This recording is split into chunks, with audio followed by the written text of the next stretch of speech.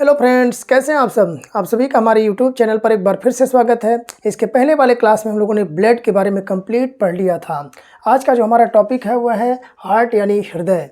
ठीक है, तो इस हार्ट को पढ़ने से पहले, इस हृदय के बारे में पढ़ने से पहले हम थोड़ा सा आपको सिलेबस समझा देते हैं। हमने बताया था कि जो है हार्ट है यानी हृदय वाला जो है चैप्टर है, यह सर्कुलेटरी सिस्टम का हिस्सा है। या किसका हिस्सा है तो आप बताएंगे सर्कुलेटरी सिस्टम यानी परिसंचरण तंत्र का हिस्सा है। सर्कुलेटरी सिस्टम का हिस्सा है।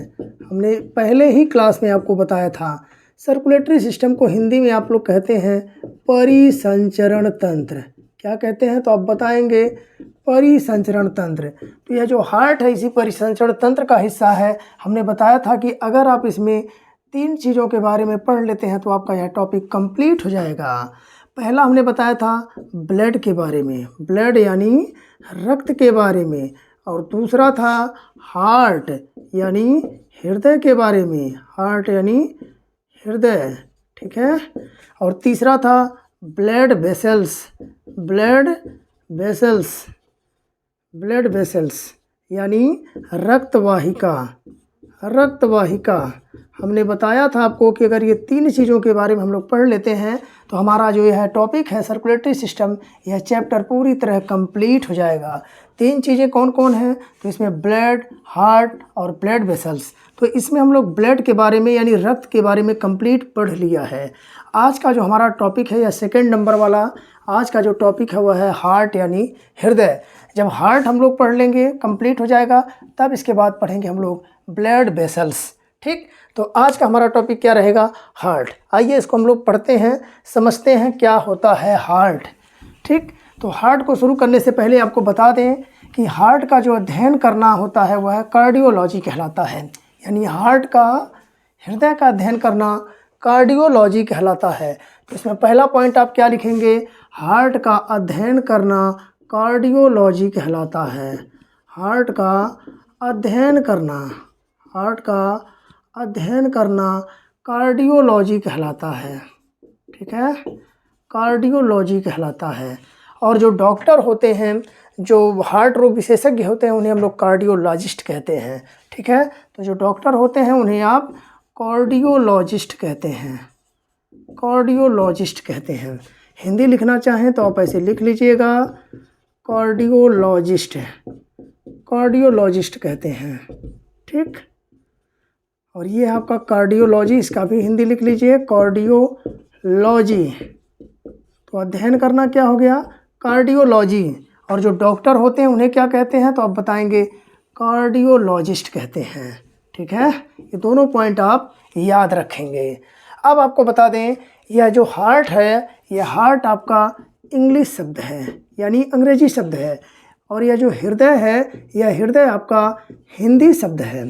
और जो ये दिल होता है यह आपका फारसी शब्द होता है।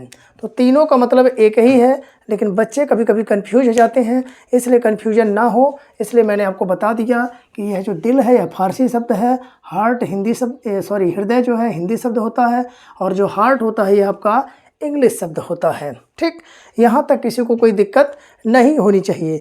अब आपको बता देते हैं कुछ और पॉइंट हार्ट के बारे में।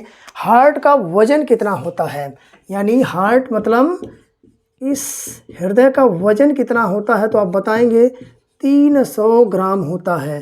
जो एक स्वस्थ मनुष्य होता है इसके हार्ट का वजन कितना होता है, 300 ग्राम होता है।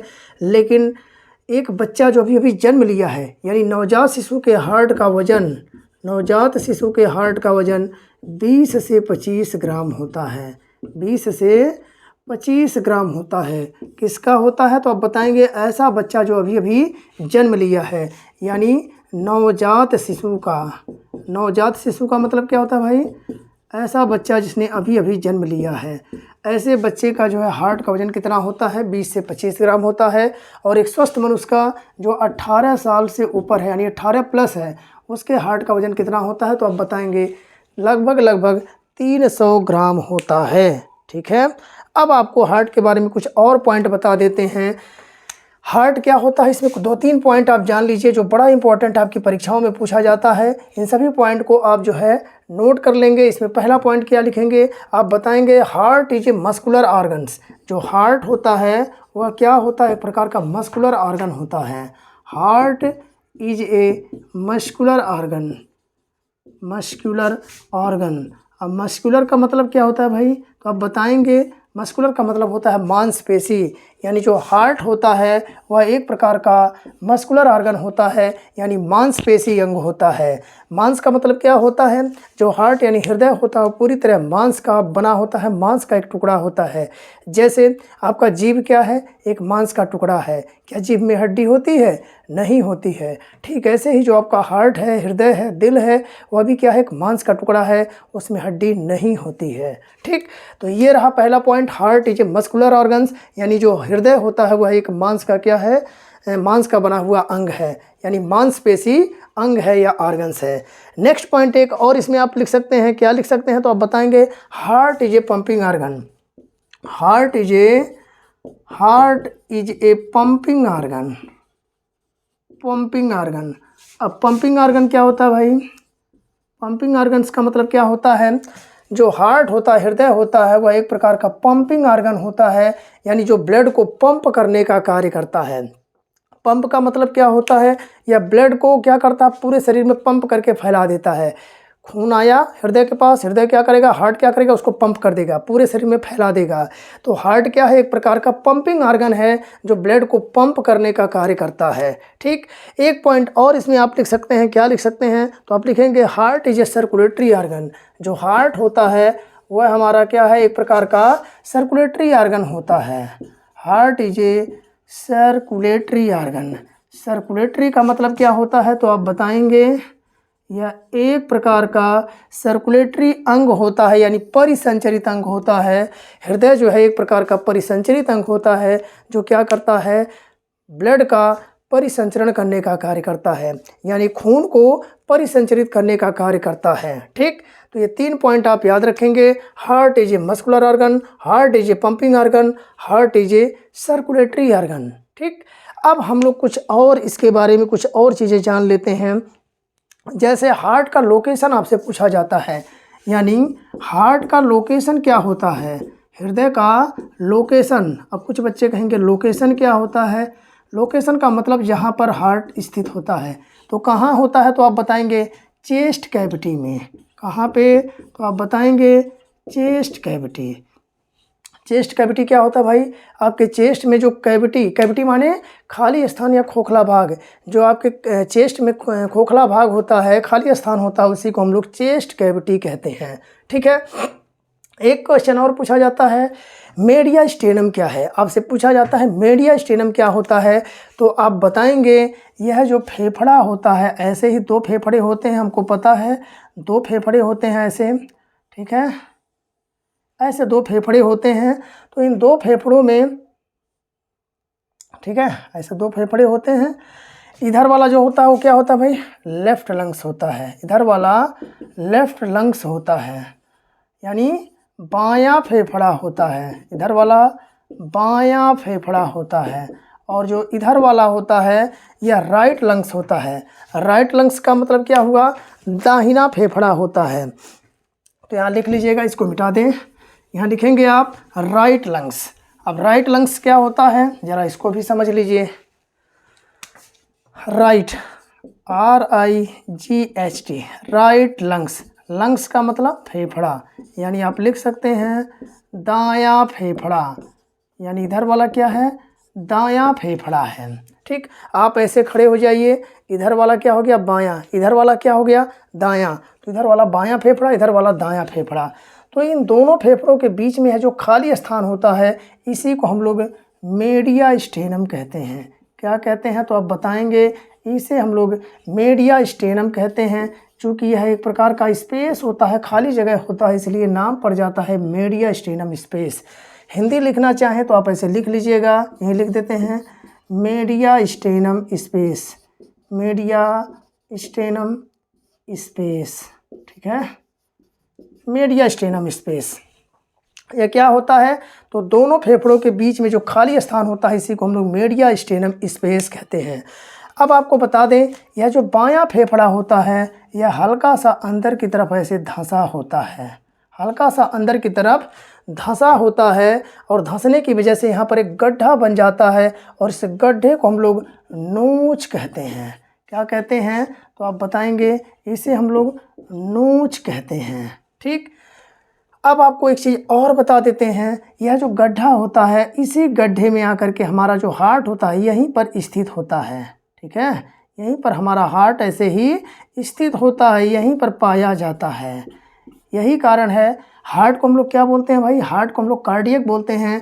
कार्डियक की वजह से इस गड्ढे का नाम क्या पड़ जाता है? तो आप बताएंगे कार्डियक नोच पड़ जाता है। क्या नाम हो जाता है? तो आप बताएंगे इसे हम लोग कार्डियक नोच कहते हैं। ठीक, अब एक चीज़ और आपको बता दें कि यह जो बायां फेफड़ा होता है यह थोड़ा सा साइज में छोटा होता है। छोटा क्यों होता है भाई? क्योंकि यह बायां वाला जो होता है हल्का सा अंदर की तरफ धंस जाता है। धंसने की वजह से ये इसका साइज जो होता है थोड़ा छोटा हो जाता है और इसका साइज बड़ा होता है।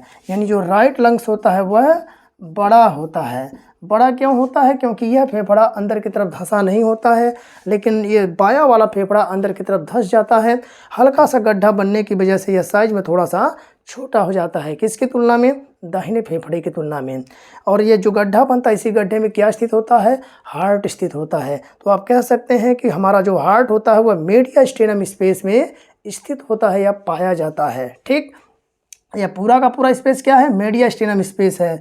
और इसी स्पेस में ये जो गड्ढा हल्का सा बन जाता है उस गड्ढे को हम लोग कहते हैं नोच। चूँकि यहाँ पर हमारा हार्ट स्थित होता है इसलिए नाम पड़ जाता है कार्डियक नोच। और इसी कार्डियक नोच में हमारा हार्ट पाया जाता है। तो कभी आपसे परीक्षा में आ जाए कि हमारा हार्ट कहाँ स्थित होता है तो आप बताएंगे मीडियस्टेनम स्पेस में। अगर मीडियस्टेनम स्पेस ऑप्शन में नहीं होगा तो आप बताएंगे कार्डियक नोच में। दोनों में से कोई ना कोई एक ऑप्शन में होगा। ठीक, तो इस प्रकार ये रहा हार्ट के बारे में थोड़ा सा। अब कुछ और चीज़ें अभी इसको हम बता दें इसके बारे में।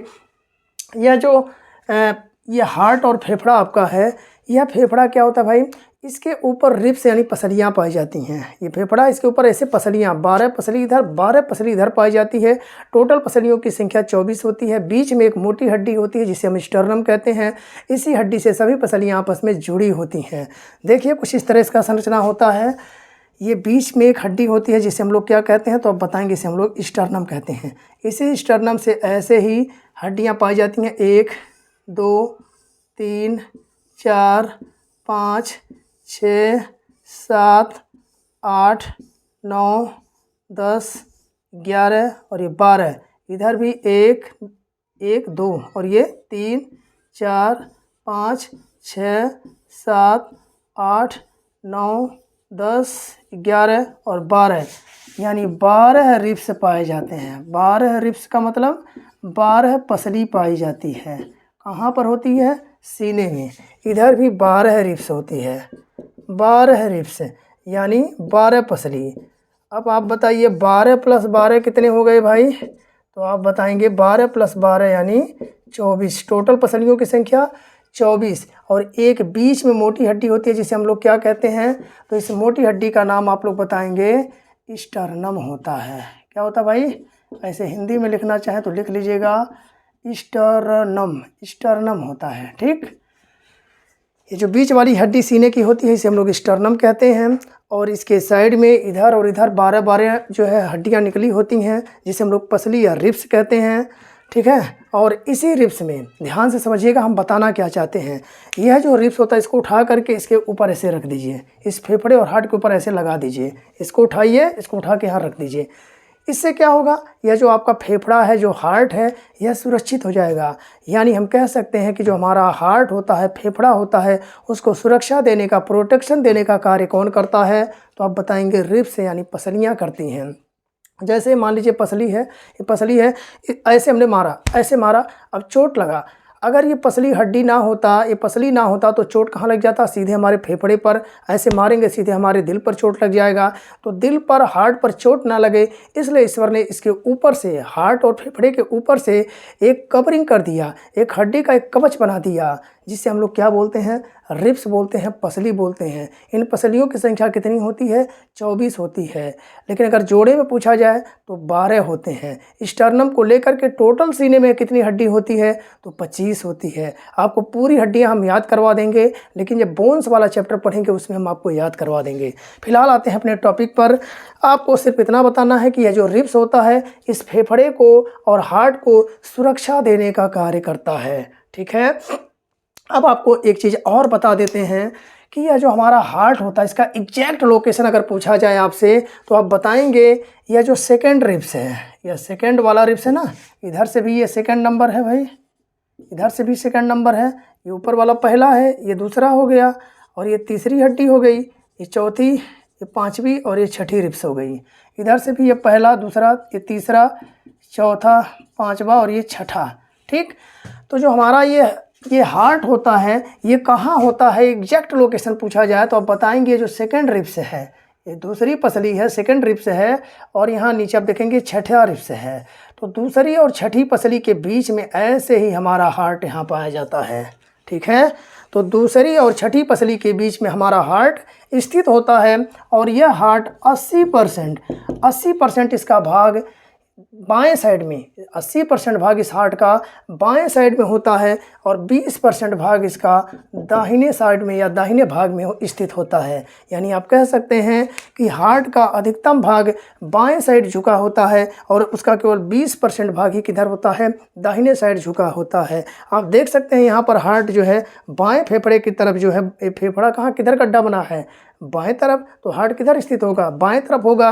तो इधर भी आप बताएंगे कि ये जो बोन्स होता है, जो रिब्स होता है, पसली होता है, या दूसरी पसली और छठी पसली के बीच में हमारा हार्ट स्थित होता है। लेकिन यह 80% भाग जो है बाएं जो है पसली की तरफ या बाएं जो है फेफड़े की तरफ स्थित होता है, और 20% भाग जो है इसका दाहिने साइड में स्थित होता है। तो कभी कभी परीक्षाओं में आपका एग्जैक्ट लोकेशन इसका पूछा जाता है, तो आप बताएंगे सेकंड रिब्स से लेकर के 6 रिब्स के बीच में हमारा हार्ट यानी हृदय स्थित होता है, पाया जाता है। ठीक है।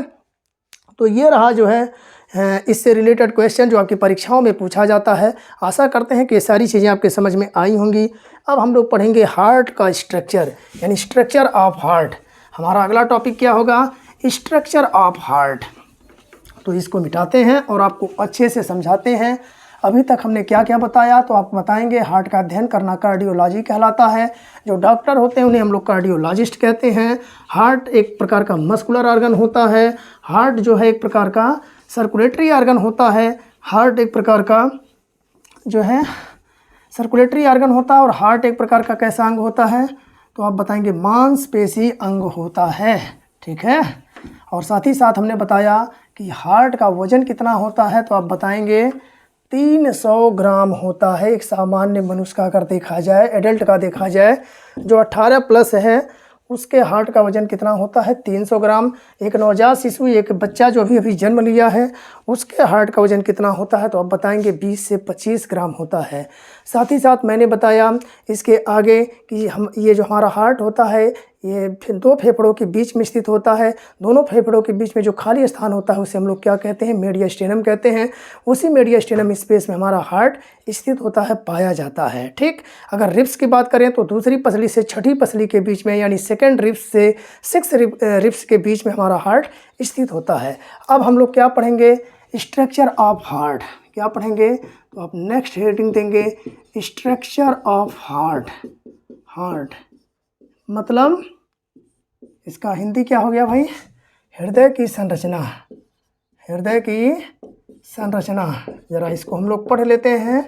हृदय की संरचना कैसी होती है, बहुत ही इम्पोर्टेंट है, इसको आप समझेंगे अच्छे से। ठीक है। चलिए, क्या क्या होता है ज़रा इसको समझने का प्रयास करिएगा। जो हमारा हार्ट होता है ना, ऐसे ही कुछ इसकी संरचना पाई जाती है। जैसा आप लोग बनाते हैं ऐसा होता नहीं है, बंद मुट्ठी के समान ऐसे ही होता है। इसका ये जो बाहरी लेयर होता है इसे हम लोग पेरिकार्डियम कहते हैं। क्या कहते हैं, तो आप बताएंगे इसे हम लोग पेरिकार्डियम कहते हैं। हिंदी लिखना हो तो ऐसे लिखिएगा, इसे हम लोग पेरिकार्डियम कहते हैं। ठीक। यह पेरिकार्डियम नामक मसल्स होता है जो हमारा हार्ट हृदय होता है, इसके चारों तरफ एक मसल्स पाई जाती है जिसे हम लोग पेरिकार्डियम मसल्स कहते हैं या पेरिकार्डियम कह सकते हैं। यह पेरिकार्डियम जो होता है यह 2 प्रकार के लेयर से मिलकर के बना होता है। पहला आप बताएंगे सिरोस, पहला लेयर क्या होता है तो आप बताएंगे सिरोस, और दूसरा होता है फाइबर्स।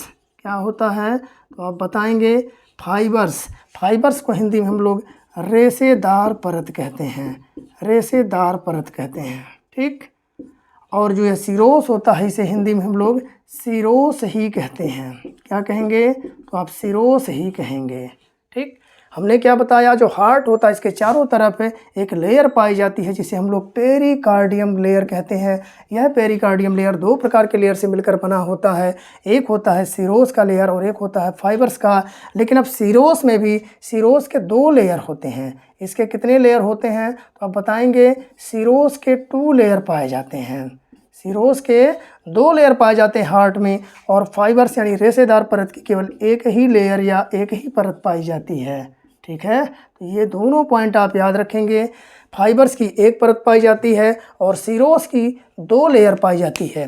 तो कहाँ कहाँ 2 लेयर सिरोस की पाई जाती है तो आप इसको ऐसे याद रखेंगे। देखिए पहले ऐसे डॉटेड हल्का लाइन बना लें, ऐसे यहाँ पर ऐसे ही पाया जाता है क्या, सिरोस। या अंगूर के गुच्छे नुमा, अंगूर का दाना जैसे होता है ना, जैसे लगता है एक अंगूर का दाना दूसरे अंगूर के दाने से जुड़ा हुआ, आपस में कुछ ऐसी ही संरचना पाई जाती है किसकी, सिरोस की। और आपस में ऐसे ही अंगूर के दाने की तरह गुच्छे नुमा ऐसे आपस में जुड़े होते हैं, ठीक। तो यह सिरोस की एक पहली लेयर होती है। और हमने बताया सिरोस की कितनी लेयर होती है, 2 लेयर पाई जाती है। एक लेयर इसके अंदर भी पाया जाता है। ये भी ऐसे अंगूर के दाने के आकार में, जैसे अंगूर का दाना होता है, जैसे लगता है एक दाना दूसरे दाने से आपस में चिपका हो, इसी तरह की सेम संरचना होती है, ठीक। तो सिरोस की कितनी लेयर पाई जाती है, 2। यहाँ पर देखिए एक लेयर और ये 2 लेयर, एक लेयर ये एक लेयर ये, 2 लेयर हो गए किसके, सिरोस के। तो आप हिंदी लिखना चाहें तो ऐसे लिख लीजिएगा सिरोस। सिरोस के 2 लेयर हो गए, ठीक। पेरिकार्डियम का एक लेयर हो गया। यह पेरिकार्डियम 2 प्रकार के लेयर से मिलकर बना होता है, सिरोस और फाइबर्स के, ठीक। अब फाइबर्स की लेयर कहाँ पाई जाती है, ज़रा इसको देखिएगा। इस फाइबर वाले को हम जो है दूसरे स्केच से दर्शाते हैं ताकि आप लोग समझ जाएं। ये जो आप देख रहे हैं ना, ये बाहर वाला परत जिसे आप पेरिकार्डियम कह रहे हैं और अंदर वाला जिसे आप सिरोस कह रहे हैं, इसी के बीच में ऐसे ही फाइबर के रूप में, रेशे के रूप में, धागे नुमा संरचना के रूप में ऐसे ही पाया जाता है। या चूँकि फाइबर के रूप में, रेशे के रूप में पाया जाता है, इसलिए इसे हम लोग रेशेदार परत या फाइबर्स कहते हैं। यह कहाँ पाया जाता है तो आप बताएंगे पेरिकार्डियम और सिरोस लेयर के बीच में पाया जाता है, ठीक है। यह धागे नुमा संरचना होता है, या एक तरह से कहा जाए तो यह जो है फाइबर रेशेदार संरचनाएं होती हैं, इसलिए इसका नाम भी पड़ जाता है क्या, फाइबर्स। तो ऐसे लिख लीजिए फाइबर्स, ठीक है। या हिंदी लिखना चाहें तो रेशेदार परत। तो यह एक परत होती है, रेशेदार परत। यह एक परत किसकी होती है भाई, फाइबर्स की, ठीक। कहाँ होती है तो पेरिकार्डियम और सिरोस लेयर के बीच में होती है। और 2 परत किसकी पाई जाती है, सिरोस की है। जो काले रंग से हमने दिखाया है ये पहली परत हो गई, और ये अंदर दूसरी परत, ये सिरोस की 2 परत होती है और फाइबर्स की 1 परत होती है, ठीक। अब आपको बता दें, यह जो दोनों सिरोस लेयर होते हैं, दोनों सिरोस लेयर के बीच में कुछ तरल पदार्थ होते हैं जिसे हम लोग पेरिकार्डियल फ्लूइड कहते हैं। यह जो आप देख रहे हैं दोनों सिरोस लेयर, इसके बीच में ऐसे ही कुछ तरल पदार्थ भरे होते हैं लिक्विड रूप में, द्रव रूप में, जिसे हम लोग पेरिकार्डियल फ्लूइड कहते हैं, ठीक है। इसमें कुछ ऐसे ही तरल पदार्थ भरे होते हैं या पाए जाते हैं। इसे हम लोग क्या कहते हैं तो आप बताएंगे, इसे हम लोग पेरिकार्डियल फ्लूइड कहते हैं। क्या कहते हैं तो आप बताएंगे, इसे हम लोग पेरिकार्डियल फ्लूइड, या हिंदी में क्या कहेंगे तो आप बताएंगे पेरिकार्डियल तरल पदार्थ। क्या कहेंगे, तरल पदार्थ कहते हैं, ठीक है। यह तरल पदार्थ कहाँ पाया जाता है तो दोनों सिरोस लेयर के बीच में पाया जाता है, द्रव रूप में, तरल पदार्थ के रूप में यहाँ पर ऐसे ही बिखरा होता है, पाया जाता है, जिसे हम लोग पेरिकार्डियल फ्लूइड के रूप में जानते हैं, ठीक है। तो ये रहा हार्ट का स्ट्रक्चर, यानी हार्ट के अंदर क्या क्या चीज़ें पाई जाती हैं, हार्ट किन किन लेयर से मिलकर बना होता है, तो आप बताएंगे। जो हमारा हार्ट होता है, ह्यूमन हार्ट होता है, उसमें सबसे जो बाहरी परत होता है उसे हम लोग पेरिकार्डियम कहते हैं। यह पेरिकार्डियम 2 प्रकार के लेयर से मिलकर बना होता है। एक होता है सिरोस, दूसरा होता है फाइबर्स। सिरोस की 2 लेयर पाई जाती है और फाइबर्स की 1 लेयर पाई जाती है। दोनों सिरोस लेयर के बीच में कुछ तरल पदार्थ पाए जाते हैं जिसे हम लोग पेरिकार्डियल फ्लूइड या तरल पदार्थ कहते हैं, पेरिकार्डियल फ्लूइड कहते हैं। तो ये रहा संरचना किसका, हार्ट का। अब आगे हम लोग पढ़ेंगे हार्ट में कितने चैम्बर होते हैं, ठीक है, उसे कौन सा जो है मसल्स उसको 4 चैम्बर में डिवाइड करता है, सेप्टम नामक मसल्स कैसे उसको डिवाइड कर देता है, कौन चैम्बर छोटा कौन बड़ा होता है, कैसे उसमें ब्लड आता है, कैसे जाता है, कैसे ब्लड को पंप करता है हार्ट, पूरे हार्ट को फंक्शन को हम लोग अच्छे से समझने वाले हैं। बस इतना विश्वास रखिए, पूरा हार्ट का चैप्टर आपको याद हो जाएगा। मैं दावे के साथ कह सकता हूं कि अगर आप पूरा वीडियो अच्छे से मेरा देखते हैं और मेरे साथ बने रहते हैं तो हम आपको हार्ट का पूरा चैप्टर आपको याद करवा देंगे। इसलिए इसको आप अच्छे से नोट्स बनाइएगा, पढ़िएगा, पूरा का पूरा आपको हार्ट बहुत अच्छे से समझ में आएगा। तो वीडियो लंबा ना हो, इसलिए आज का वीडियो बस यहीं तक। बाकी इसका वीडियो नेक्स्ट जो है हम लोग कल पढ़ेंगे, कल के क्लास में इसके आगे की चीज़ों को हम बताएंगे। तो आज के लिए बस इतना ही, तब तक के लिए आप सभी को जय हिंद, वंदे मातरम।